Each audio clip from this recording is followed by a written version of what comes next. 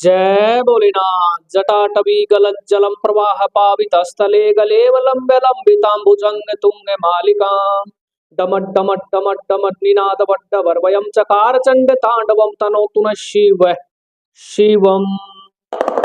सभी साथियों को जय भोलेनाथ। हमने किरण की बुक शुरुआत की थी, सेट वाइज एग्जाम वाइज इसमें दे रखे हैं और अपने 5 सेट कंप्लीट कर लिए थे। आज मैं आप लोगों को बताना चाहता हूं कि मैं एक साथ 2 सेट करवाने की आपको कोशिश करूंगा।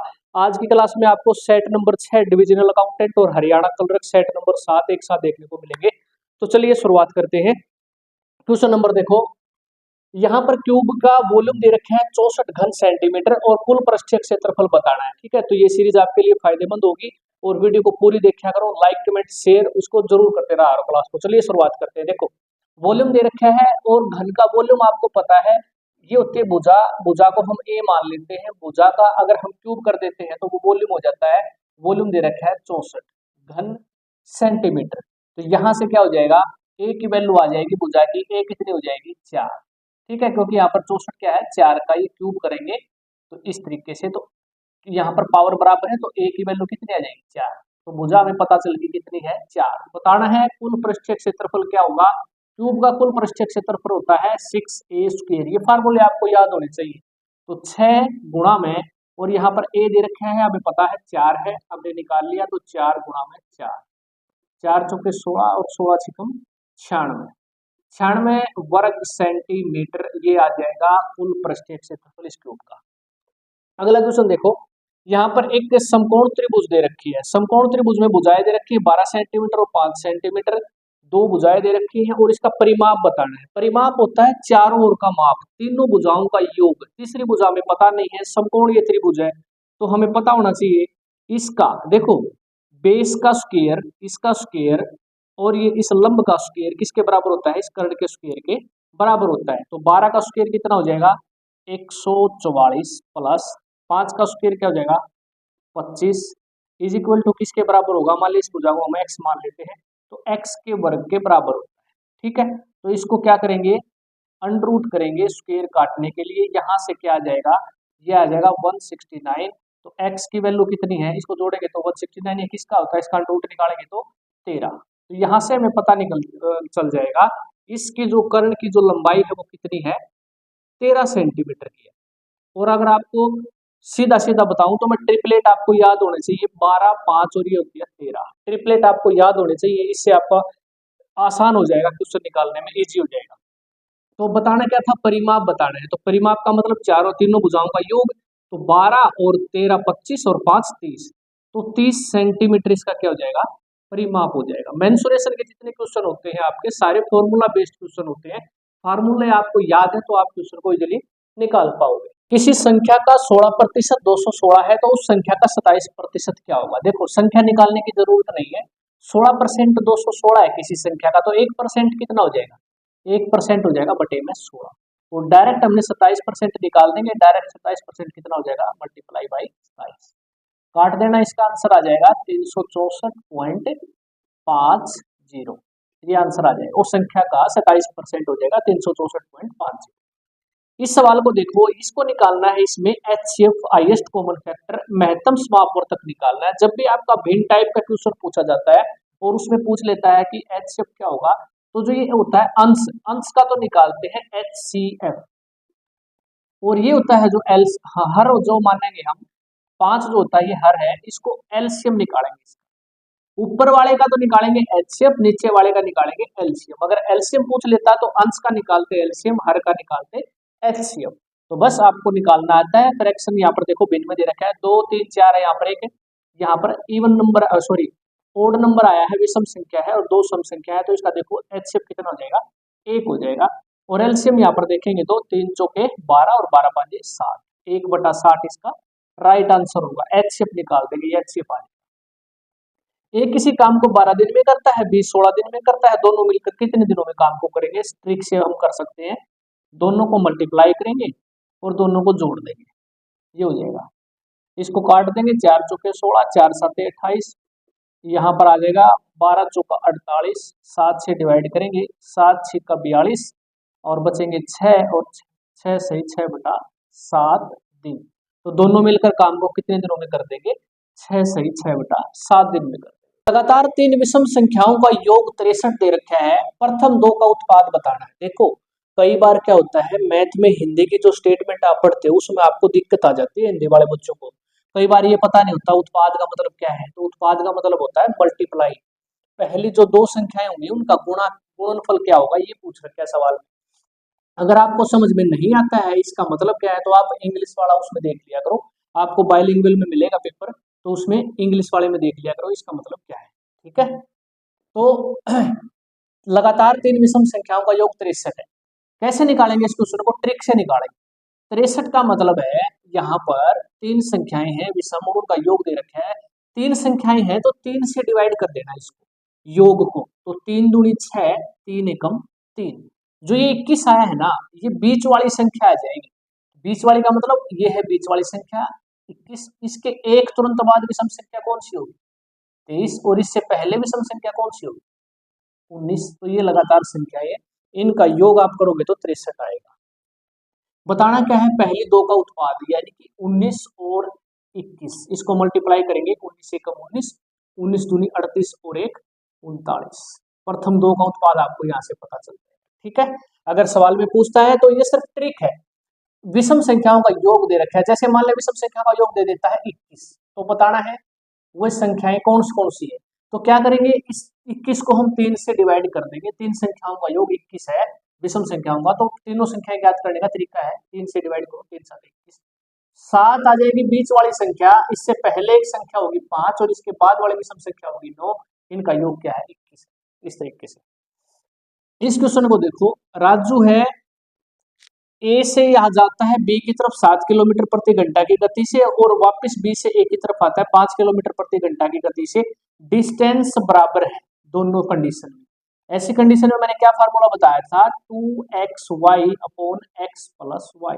बस ये कर देना, 2 गुणा में 7 गुणा में 5, जिस स्पीड से आता है, जिस स्पीड से इस तरफ आता है, ए से बी से ए की तरफ और जाता है ए से बी की तरफ, 7 गुणा में 5 ये करेंगे, 2 गुणा में करेंगे x प्लस में y और 7 और 5 12।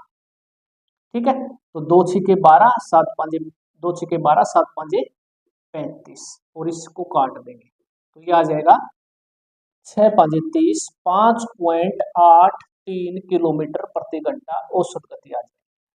मैंने क्या बताया था, अगर यहाँ पर 3 अलग अलग किलोमीटर प्रति घंटा दे रखी होती, जैसे पिछले एक क्वेश्चन करवाया था, 3 यहाँ पर चाल दे रखी हो ना, तो 3xyz ये फॉर्मूला था, xy plus yz plus zx। पहली किलोमीटर, दूसरे किलोमीटर और तृतीय किलोमीटर दूरी को अलग अलग किलोमीटर प्रति घंटा की गति से वो करता था तय, और औसत चाल बतानी होती थी। 3 अलग अलग दे रखी हो ना, इस तरीके से करना है। अगर सिर्फ ये क्या रखा हो, जाता है इस स्पीड से और आता है इस स्पीड से, तो बताओ औसत चाल, तो ये तरीका रहेगा, इस तरीके से निकाल दें।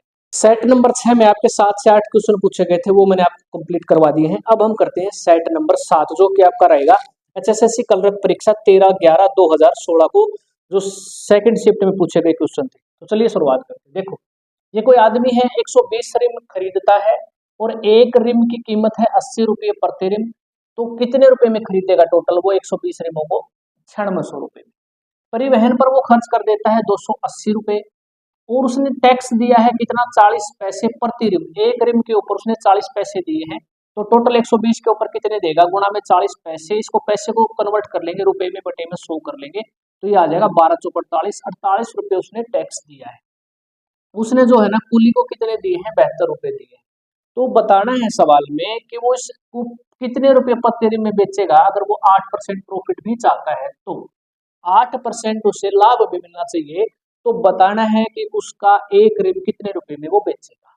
ठीक है, तो देखो हमें पता होना चाहिए उसने कुल कितने रुपए में वो पड़ा है, उसके कितने रुपए में खरीदा है उसने वो रिम। टोटल 120 रिम उसने कितने रुपए में खरीदे, इनका योग हो जाएगा 10,000। 10,000 रुपए में ये चीजें उसने खरीदी है टोटल मिलाकर सारी। 8% प्रॉफिट चाहिए है, तो उसको 8% प्रॉफिट दे देते हैं, देखेंगे कितने रुपए में बेचेगा। तो गुणा में सीधा 108/100 कर दिया करो, ये हो जाएगा आपका 10,800 रुपए में वो कितने रिम बेचेगा? 120 रिम बेचेगा। पूछ रखा है कि एक रिम कितने में बेचेगा, तो टोटल रिम कितने थे 120, तो यहाँ से आ जाएगा 12 निमा 108, तो ये 0, तो उसको बेचना पड़ेगा 90 रुपये प्रति रिम बेचना पड़ेगा, तब उसे क्या हो जाएगा 8% का प्रॉफिट हो जाएगा। एक कर्मचारी का भविष्य निधि में औसत अंशदान 9 महीने का तो है 3500, औसत अंशदान है वो 9 महीने में जो उसने अंशदान किया है 3500 किया है पर मंथ, 3500 रुपये पर मंथ औसत है। अगर मैं इसको 9 से गुणा कर दूंगा तो कुल अंशदान उसने कितना किया पता चल जाएगा, 900 900 9 5 45 4 कैरी 9 तिया 27 और 4 31, 31,500 रुपये उसने 9 महीने में अंशदान किया टोटल। 3 महीने में उसने किया है 5500 रुपये औसत, तो यहाँ पर 3 से गुणा करेंगे, ये हो जाएगा 3 5 15 सॉरी 0 0 3 5 15 3 5 15 और 1 16, टोटल उसने 9 और 3 12 महीने में कितना अंशदान कर दिया 48,000 रुपये। सवाल में पूछ रखा है जो ये कुल अंशदान है ये 58,000 से कितना कम था, तो 58,000 से कितना कम है 10,000 कम है, ये आंसर हो जाएगा 58,000 से ये अंशदान जो इसने कुल अंशदान किया है कितना कम है 10,000, तो ये आंसर है। 7 का गुणज बताना है, सबसे छोटा गुणज 7 का क्या होगा जिसको 6 9 15 18 से डिवाइड करने पर 4 शेष बचे। बेस्ट तरीका बताता हूँ आपको करने की इस क्वेश्चन को। देखो पहली बात ऑप्शन ये है आपके 74 94 184 364, 7 का गुणज है होना चाहिए, वो 7 का गुणज इनमें से एक संख्या है जो 7 का गुणज होना चाहिए, और जिसको 6 9 15 18 से डिवाइड करें तो 4 शेष बचे। देखो 74 7 का गुणज है नहीं है, पूरा डिवाइड नहीं होता, 94 7 से डिवाइड होता है नहीं होता, 184 डिवाइड होता है नहीं होता, केवल 364 है जो 7 से डिवाइड होता है, 7 5 35 और 7 2 14 पूरा डिवाइड होता है, ये 7 का गुणज है, और 6 9 15 18 से डिवाइड करने पर ये 4 शेष भी देता है, तो डायरेक्ट आंसर लगा के आना है 364 इस तरीके से। एक संख्या का 1/4 और उसका 1/3 15 है तो उस संख्या का 3/10 हिस्सा बताना है क्या हुआ। देखो संख्या x मान लेते हैं और उसका 1/4 उसका 1/3 15 है, तो इज इक्वल टू इसको x की वैल्यू क्या आ जाएगी, यहाँ से x इज इक्वल टू आ जाएगा 15 गुणा में, ये रिवर्स हो जाएंगे 3/1 गुणा में 4/1, तो यहाँ से आ जाएगी संख्या x कितनी आ गई संख्या 15 3 और 4, तो इसका बताना है 3/10 क्या होगा। सिंपल क्वेश्चन है, 3/10 बताना है तो 5 3 15 5 2 10, 2 से काटेंगे 2 2 4 3 2 6 और 6 3 18 18 3 54, तो उस संख्या का 3/10 हिस्सा 54 हो जाएगा। एक नल है ए टंकी को 20 मिनट में भरता है, बी है 60 मिनट में भरता है, दोनों नल 10 मिनट के लिए एक साथ खोले जाते हैं, इसके बाद जो एक नल है वो बंद कर दिया जाता है, एक नल को बंद कर दिया जाता है 10 मिनट के लिए खोले जाते हैं, तथा फिर पहला नल बंद किया जाता है, पहले वाला नल ये बंद कर दिया जाता है, तो इसके बाद टंकी कितने समय में भरेगी। देखो हम इसका एलसीएम लेंगे 60, तो 20 तिया 60 और 60 एकम 60, ये है एफिशिएंसी, AFFICIENC एफिशिएंसी, ठीक है। देखो ए 1 मिनट में 3 लीटर पानी भरता है, बी 1 मिनट में 1 लीटर पानी भरता है, 10 मिनट के लिए दोनों खोले जाते हैं, तो इसका मतलब ये है ए और बी दोनों मिलकर 1 मिनट में 4 लीटर पानी भरते हैं, कितना 4 लीटर, और 10 मिनट में कितना भर देंगे 40 लीटर भर देंगे, तो 40 लीटर पानी इन्होंने भर दिया है, तो कुल कितना बच गया, अब 40 लीटर भरने के बाद टंकी भरेगी 20 लीटर पानी अगर और भर दिया जाए तो टंकी पूरी भर जाएगी।